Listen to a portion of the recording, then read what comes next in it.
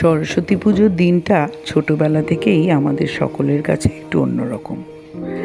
বড় হয়ে গেলেও বিয়ের পর ছেলেও এখন অনেক বড় হয়ে গেছে, তাও এই সকল দিনগুলোকে এখনও নিজের জীবন থেকে হারিয়ে যেতে আমরা দিইনি। আমরা কয়েকজন স্কুলের বন্ধু মিলে একত্রিত হয়ে খুব মজা করেছি। খাওয়া দাওয়া টুকটাক সবাই মিলে নিয়ে গিয়ে নিজেদের মতো চা এটা ওটা দিয়ে খেয়ে আর প্রাণ ভরে ছবি তুলেছি, গল্প করেছি, মজা করেছি। যদিও আমার একটু তাড়া ছিল বলে তাড়াতাড়ি চলে এসেছি, কিন্তু ছবি তুলতে আমরা ভুলিনি। এই ছবিগুলোই তো ভবিষ্যতে থেকে যাবে আমাদের, তাই জন্যে এই ছবিগুলো আপনাদের সাথেও ভাগ করে নিলাম। যদি ভাল লাগে তাহলে অবশ্যই আমাকে সাবস্ক্রাইব করবেন আর লাইক করবেন।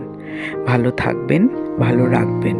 নিজের জীবনটাকে সুন্দর করে বাঁচতে গেলে নিজের ছোটোবেলাটাকে জীবন থেকে মুছে যেতে দেবেন না, কারণ ছোটোবেলা যদি বেঁচে থাকে তবেই না আপনি আজকে এখানে এসে দাঁড়িয়েছেন।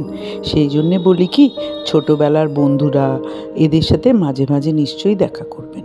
সবসময় সবার হয়ে ওঠে না, কিন্তু একটা বয়সের পর সব দায়িত্ব যখন প্রায় শেষ হয়ে যায় তখন ছোটোবেলার বন্ধুদের সাথে অবশ্যই দেখা করবেন।